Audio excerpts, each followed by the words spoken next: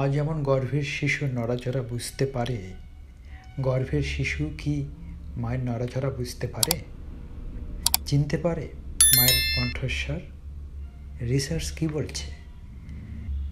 জেনে অবাক হবে, রিসার্চ বলছে পারে। মায়ের কণ্ঠস্বর সে সব থেকে ভালো বুঝতে পারে। সমীক্ষায় দেখা গেছে, যেখানে অপরিচিত কণ্ঠ কিংবা অপরিচিত শব্দ শিশুর হার্টবিট বাড়িয়ে দেয়, শিশুর নড়াচড়া বাড়িয়ে দেয়, সেখানে মায়ের কণ্ঠস্বর শিশুকে আশ্বস্ত করে। মায়ের কণ্ঠস্বর শুনলে মায়ের গর্ভে সে নিরাপদ বোধ করে।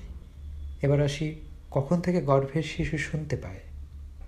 শিশুর যখন 1.5 মাস বয়স, তখন তার অন্তঃকরণের গঠন তৈরি হতে শুরু করে দেয়। 4 মাস বয়সে শিশু তার কানে প্রথম শব্দ শুনতে পায়।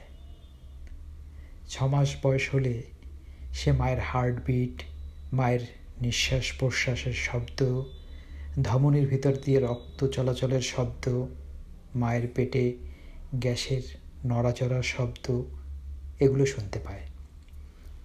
আর শিশুর বয়স যখন 8 মাস হয়, তখন সে একটু একটু করে বাইরের শব্দে সাড়া দিতে শুরু করে।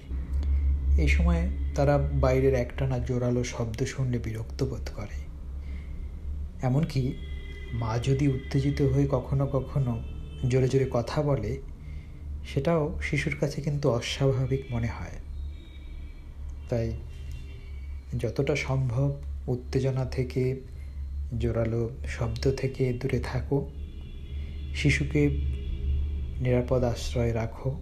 বাচ্চাকে ভালো ভালো কথা শোনাও, সুর করে করে ছড়া শোনাও, ঘুম পাড়ানি গান শোনাও, গল্প শোনাও।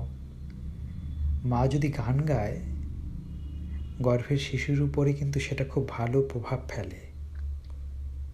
সমীক্ষায় দেখা গেছে যে ভালো কথা, ভালো ছড়া, ভালো গান, ভালো সুর শিশুর শ্রবণ শক্তি এবং স্মরণ শক্তি বাড়ায়, শিশুর মস্তিষ্কের বিকাশ ঘটায়, শিশুর মানসিক অনুভূতিগুলোকে বাড়িয়ে তোলে।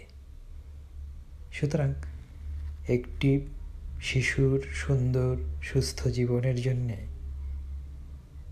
ভালো কথা, ভালো শব্দের ভূমিকা কিন্তু অনেকটাই। তাই তোমার গর্ভের বাচ্চার বয়স 8 মাস হলেই শুরু করে দাও তোমার বাচ্চার সঙ্গে তোমার কথা বলা।